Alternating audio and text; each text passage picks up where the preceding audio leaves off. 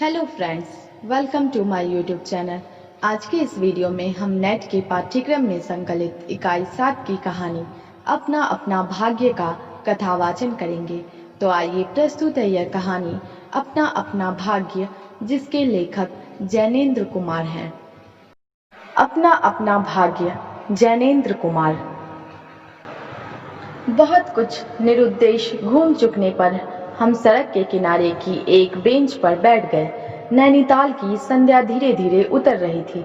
रुई के रेसे से भाप से बादल हमारे सिरों को छू छू कर बेरोक टोक घूम रहे थे। हल्के प्रकाश और अंधियारी से रंग कर कभी वे नीले दिखते, कभी सफेद, और फिर देर में अरुण पड़ जाते। वे जैसे हमारे साथ खेलना चाह रहे थे। पीछे हमारे पोलो वाला मैदान फैला था। सामने अंग्रेजों का एक प्रमोद गृह था, जहां सुहावना रसीला बाजा बज रहा था, और पार्श्व में था वही सुरम्य अनुपम नैनीताल। ताल में किश्तियां अपने सफेद पाल उड़ाती हुई एक दो अंग्रेज यात्रियों को लेकर इधर से उधर और उधर से इधर खेल रही थी। कहीं कुछ अंग्रेज एक एक देवी सामने प्रतिष्ठापित कर अपनी सुई सी शक्ल की डोंगियों को मानो शर्त बांधकर सरपट दौड़ा रहे थे। कहीं किनारे पर कुछ साहब अपनी बंसी डाले सधैर्य, एकाग्र, एकस्त, एकनिष्ठ मछली चिंतन कर रहे थे। पीछे पोलो लान में बच्चे किलकारियां मारते हुए हॉकी खेल रहे थे। शोर, मारपीट, गाली गलौज भी जैसे खेल का ही अंश था। इस तमाम खेल को उतने क्षणों का उद्देश्य बना वे बालक अपना सारा मन, सारी देह, समग्र बल और समूची विद्या लगाकर मानो खत्म कर देना चाहते थे। उन्हें आगे की चिंता न थी, बीते का ख्याल न था। वे शुद्ध तत्काल के प्राणी थे। वे शब्द की संपूर्ण सच्चाई के साथ जीवित थे।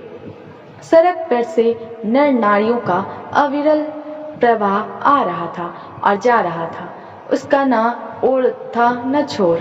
यह प्रवाह कहाँ जा रहा था और कहाँ से आ रहा था, कौन बता सकता है। सब उम्र के, सब तरह के लोग उसमें थे। मानो मनुष्यता के नमूनों का बाजार सजकर सामने से इठलाता चला जा रहा है।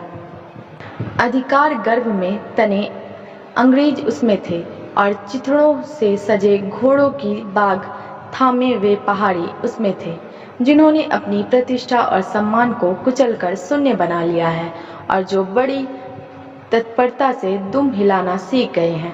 भागते, खेलते, हंसते, शरारत करते लाल लाल अंग्रेज बच्चे थे, और पीली पीली आंखें फाड़े पिता की उंगली पकड़कर चलते हुए अपने हिंदुस्तानी नैनीहाल भी थे।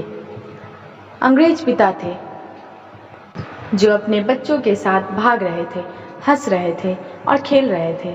उधर भारतीय पितृदेव भी थे, जो बुजुर्गी को अपने चारों तरफ लपेटे धन संपन्नता के लक्षणों का प्रदर्शन करते हुए चल रहे थे। अंग्रेज रमणियां थी, जो धीरे धीरे नहीं चलती थी, तेज चलती थी। उन्हें न चलने में थकावट आती थी, न हंसने में मौत आती थी।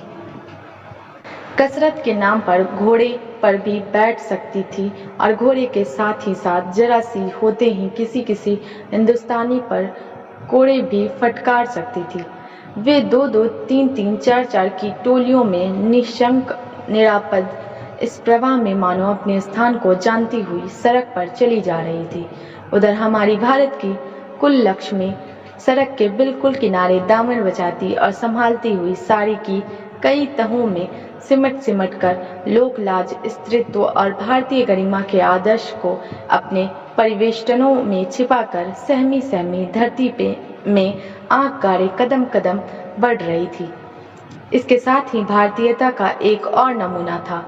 अपने कालेपन को खुरच कर बहा देने की इच्छा करने वाला अंग्रेजी दांत पुरुषोत्तम भी थे, जो नेटिवों को देखकर मुंह फेर लेते थे और अंग्रेज को देखकर आंखें बिछा देते थे और दुम हिलाने लगते थे।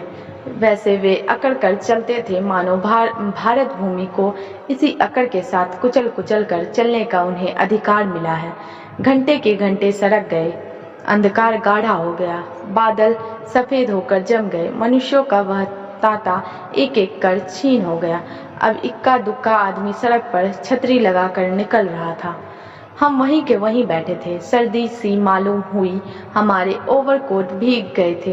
पीछे फिरकर देखा, यह लाल बर्फ की चादर की तरह बिल्कुल स्तब्ध और सुन्न पड़ा था। सब सन्नाटा था। तल्ली लाल की बिजली की रोशनियां दीप मालिका सी जगमगा रही थी। वह जगमगाहट 2 मील तक फैले हुए प्रकृति के जल दर्पण पर प्रतिबिंबित हो रही थी और दर्पण का कांपता हुआ लहरें लेता हुआ वह जल प्रतिबिंबों को 100 गुना 1000 गुना करके उनके प्रकाश को मानो एकत्र और पूंजीभूत करके व्याप्त कर रहा था। पहाड़ों के सिर पर की रोशनियां तारों सी जान पड़ती थी। हमारे देखते देखते एक घनी पर्दे ने आकर इन सब को ढक दिया। रोशनियां मानो मर गई, जगमगाहट लुप्त हो गई। वे काले काले भूत से पहाड़ भी इस सफेद पर्दे के पीछे छिप गए। पास की वस्तु भी न दिखने लगी, मानो यह घनीभूत प्रलय था। सब कुछ इस घनी गहरी सफेदी में दब गया। एक शुभ्र महासागर ने फैलकर संस्कृति के सारे अस्तित्व को डुबो दिया। ऊपर नीचे चारों तरफ वह निर्भेद सफेद शून्यता ही फैली हुई थी। ऐसा घना कूड़ा हमने कभी ना देखा था।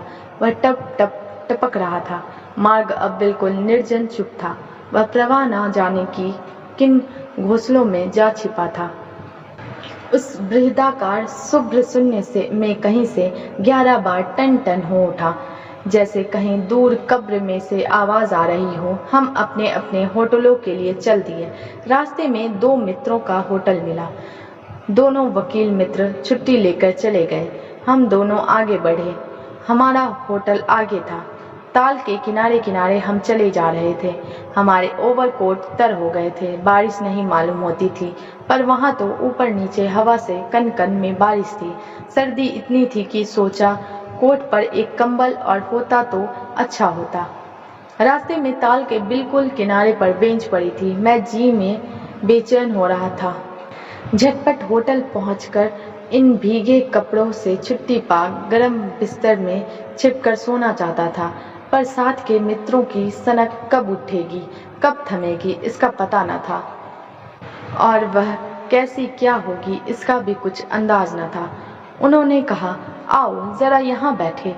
हम उस चूते कोहरे में रात के ठीक 1 बजे तालाब के किनारे उस भीगी बर्फ सी ठंडी हो रही लोहे की बेंच पर बैठ गए। 5, 10, 15 मिनट हो गए। मित्र के उठने का इरादा ना मालूम हुआ। मैंने खिसिया कर कहा, चलिए भी, अरे जरा बैठो भी।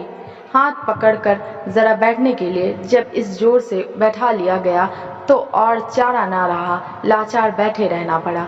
सनक से छुटकारा आसान न था, और यह जरा बैठना जरा न था, बहुत था। चुपचाप बैठे तंग हो रहा था, कुढ़ रहा था कि मित्र अचानक बोले, देखो वह क्या है। मैंने देखा, कोहरे की सफेदी में कुछ ही हाथ दूर से एक काली सी सूरत हमारी तरफ बढ़ी आ रही थी। मैंने कहा, होगा कोई। 3 गज की दूरी से दिख पड़ा एक लड़का सिर के बड़े बड़े बालों को खुजलाता चला आ रहा है। नंगे पैर है, नंगा सिर, एक मैली सी कमीज लटकाए है। पैर उसके न जाने कहाँ पड़ रहे हैं, और वह न जाने कहाँ जा रहा है, कहाँ जाना चाहता है।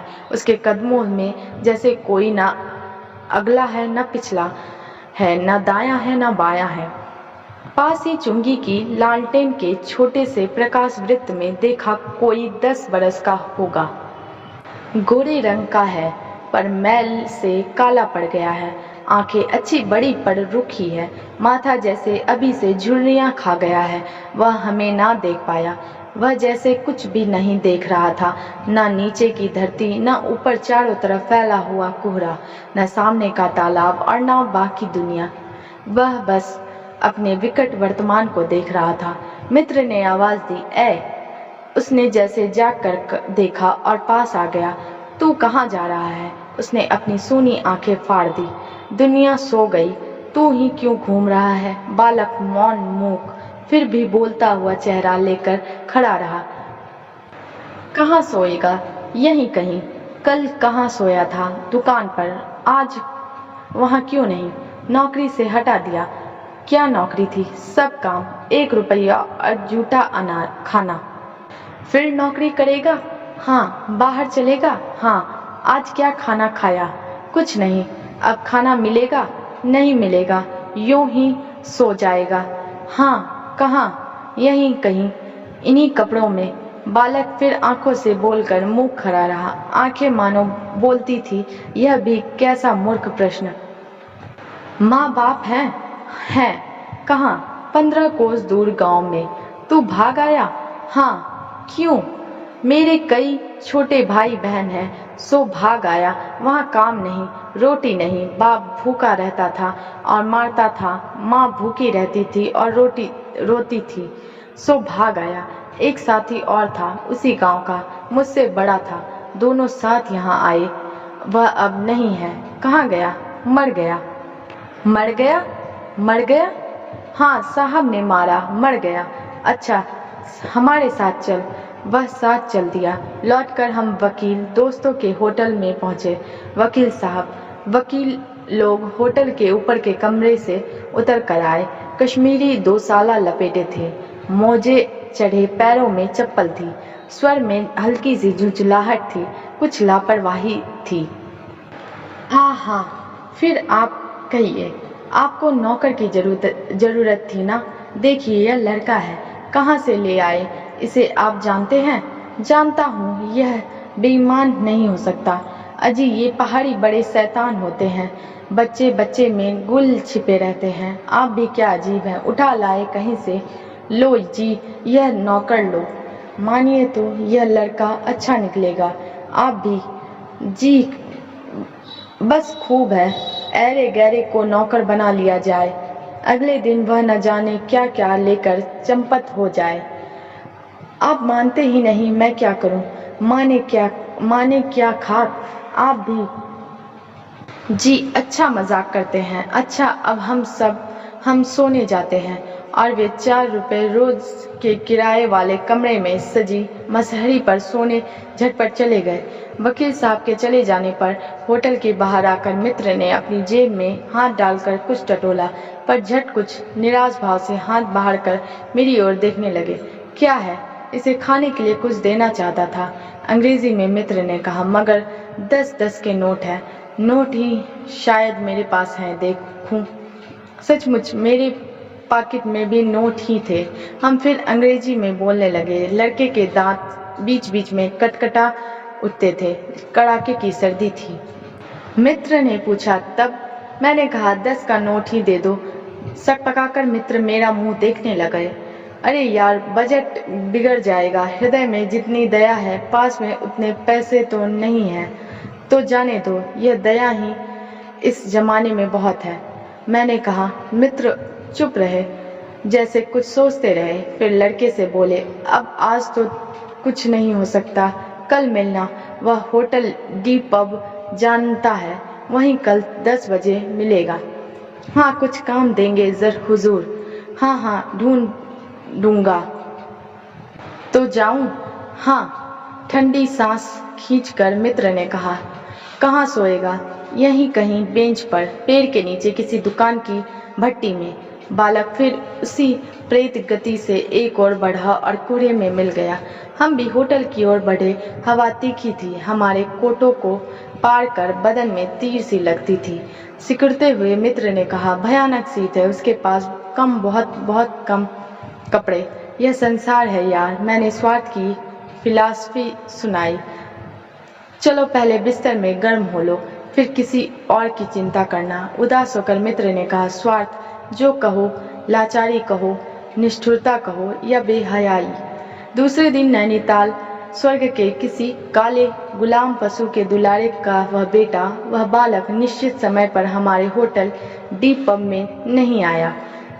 हम अपनी नैनीताल की सैर खुशी खुशी खत्म कर चलने को हुए। उस लड़के की आस लगाते बैठे रहने की जरूरत हमने ना समझी। मोटर में सवार होते ही थे कि यह समाचार मिला कि पिछली रात एक पहाड़ी बालक सड़क के किनारे पेड़ के नीचे ठिठुर कर मर गया। मरने के लिए उसे वही जगह, वही 10 बरस की उम्र और वही काले चित्रों की कमीज मिली। आदमियों की दुनिया ने बस यही उपहार उसके पास छोड़ा था। पर बताने वालों ने बताया कि गरीब के मुंह पर छाती, मुट्ठी और पैरों पर बर्फ की हल्की सी चादर चिपक गई थी, मानो दुनिया की बेहयाई ढकने के लिए प्रकृति ने सबके लिए सफेद और ठंडे कफन का प्रबंध कर दिया था। सब सुना और सोचा, अपना अपना भाग्य।